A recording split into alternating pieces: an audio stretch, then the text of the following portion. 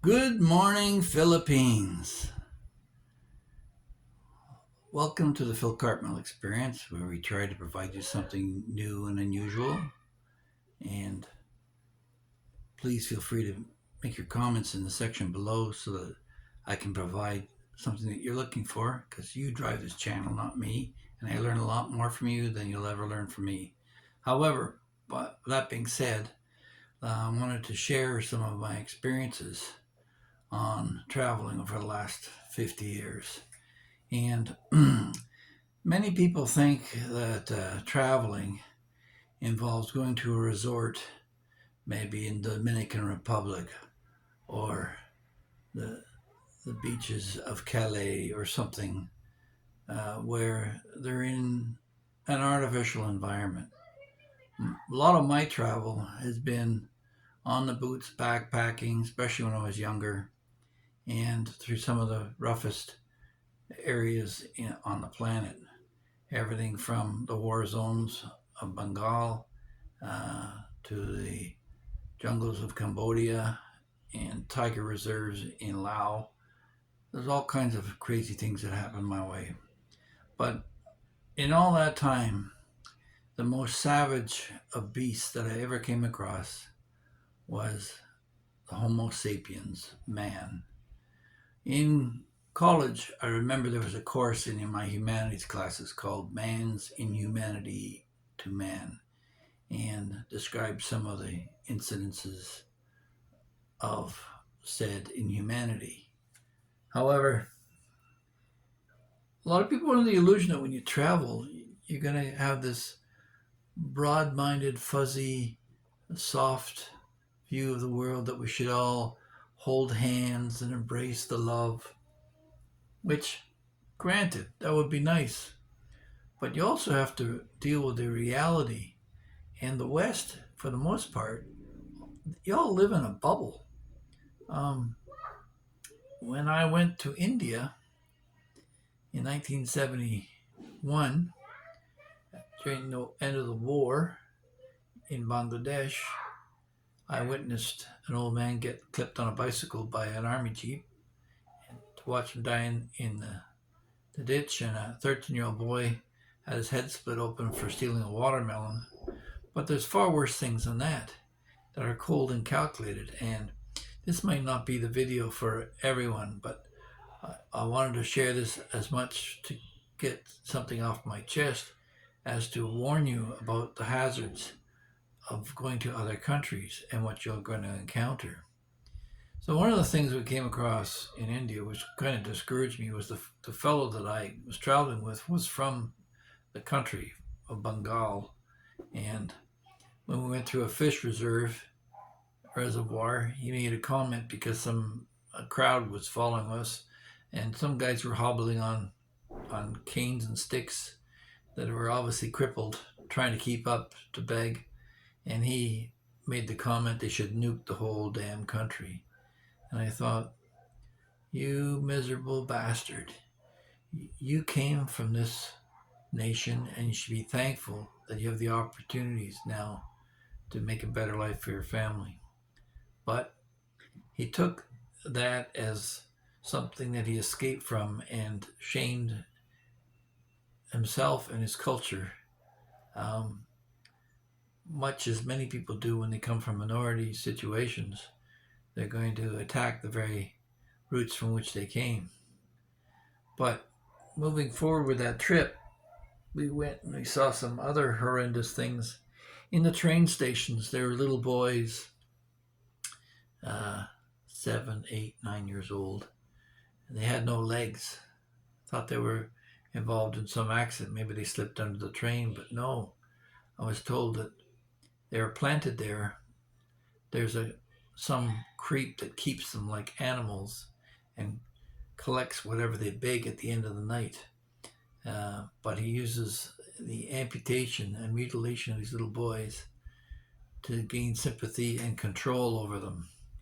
And I don't know if this is still going on in India, but I hear it's happening in Kuala Lumpur, Malaysia. Maybe some of you who've traveled there can make a comment about that.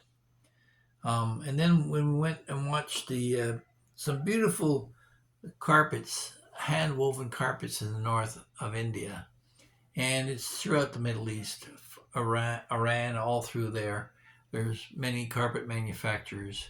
And you have to really watch where you shop because there's other little boys and girls that are taken from their families and they're chained to these weaving looms and are kept there as virtual slaves.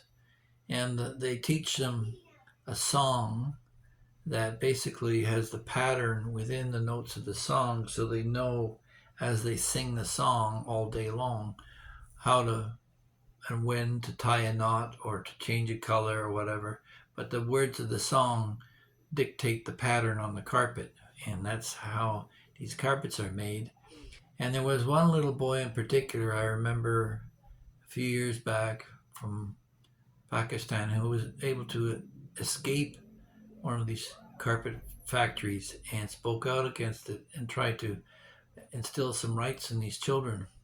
And the carpet manufacturers put a hit on him and killed the little boy. So, travel doesn't necessarily open your eyes to the beauty of humanity. When people are poor, they're desperate and they do some crazy, cruel shit. So, and the justice systems in other countries isn't the same as it is here. We got to remind ourselves of that when we travel, that we're not in a bubble, we're somewhere else, and we better adapt. When I was in Thailand, there were refugees that fled. There were Karen and Aka that fled Myanmar and came into northern Thailand around Chiang Rai, where the princess had given them some land to settle on. And these people had escaped the slavery that the Burmese army, the Myanmar army, had forced on them. Well, when they came there, they brought along all that anger with them. And alcoholism and the results of that affected people. And there was one particular case where a family there, the husband came home drunk one night, had a fight with his wife and ended up killing her. And the elders of the village, the Aka elders, gathered around, called him in, and told him he was to leave the village right then, right there, that he would never see his children, and if he ever returned to the village, he would be killed. And he got up, no bags, nothing, just left the village right then and there. And that's the cruel realities of how other cultures affect us.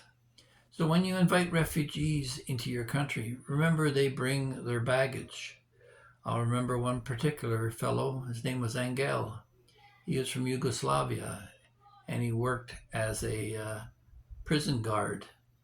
And he told me a story about one particular fellow who was there, obviously a political prisoner, because he showed up in his suit, because they just dragged him right out there, and he basically had to do manual labor in the freezing cold through the suit, and the suit got in bad shape after a while, and Angel could see that this guy was likely to die in prison, and he felt some sympathy, some humanity to him. So one day he tapped him as he went by and motioned to go to the washroom. So the guy went over to the washroom, and Angel had put in some cheese and a bottle of wine. And unfortunately for him, he got discovered, and Angel ended up having interrogations himself as a prisoner would. And for every day he had to go through interrogation as to why he put the wine in the stall. They could understand the cheese, but why would you let this decadent bourgeoisie ever have some wine? And he got interrogated, and every single day, I think he said it was every day for hours on end for a month, and then beyond that for an hour every day. And eventually it tapered off, and he realized that he wasn't winning any social favors there in this Yugoslav prison. So he had the opportunity to go to Albania and was on a bike tour, and he took that opportunity to swim across the river into Greece, and he escaped to the west. But unfortunately, the story doesn't end there, because all that hostility and anger that was inside him, he felt that the world owed him something, that he was entitled, and his mind was not healthy. So he ended up. So Angel, he unburdened his story on me, and I felt sorry for him. I helped him out, got him a little sales job selling jewelry on the side. But he moved in with a woman who was also a refugee from Yugoslavia, and she had a young daughter.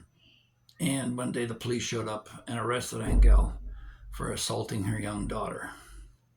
So the problems follow you, and your mind gets messed up. And that's the sad part. When Donald Trump refers to people of Mexico or South America coming to America, and they're not sending you their best, they're sending you their rapists and their murderers. He doesn't say that to impugn the reputation or stain a whole race of people. He was just trying to inform people of the reality of the situation, that these people come from different cultures, and you have to be prepared for that. Now, I don't care what political stripe you are, but the fact is that if you know someone is of a different mindset, you can be pretty well damn sure you're going to have some culture clash. And whereas America was designed to be a melting pot, the pot is melting from the contents within. You're letting the interior forces destroy your nation, and with it the rest of the world. So, yeah, traveling doesn't always lighten your load and make you feel that the world's a great place, but still, every day I try to remember who I am and where I came from, and try to instill those values in the people around me, because I think there's some merit to forgiveness and giving a break and helping the underdog and giving aid to the disenfranchised. I believe in all that stuff, and I'll believe in it till the day I die. But got to have a dose of reality too, that you can't save every soul, and that there are people who just can't handle this kind of stuff. You know, we had the girls in the school where we're teaching these kids in northern Thailand English, and they were in tears because they found out that they'd just eaten dog. You know, I mean, yeah, poor puppy, but that's the reality. So there's some really scary stuff that you can come across when you travel if you decide not to spend time in a resort somewhere. So life is tough within your own society. Bringing on the problems of another society are something that we should all be aware of. And I've always thought that the best way to lead is to try to lead by example. And the example may not even be a good one. There are examples of people's misbehavior, which you want to say, I don't want to turn out like that. But life's full of lessons. Depends on how you find them and how you interpret them. But like they say in data, garbage in, garbage out. If you're not hanging around with the right crowd of people, it can come back to haunt you later on. So, yeah, travel doesn't always give you this warm and fuzzy feeling of the world. But having said all that, 90% of people are great. The vast majority. It's just that small percentage that are out there every day trying to ruin it for the rest of us. Don't let them ruin your day. Have a great day. And if you like these videos, they're strange sometimes, don't forget to like, share, and subscribe. And we'll talk to you in the next one. God bless you all.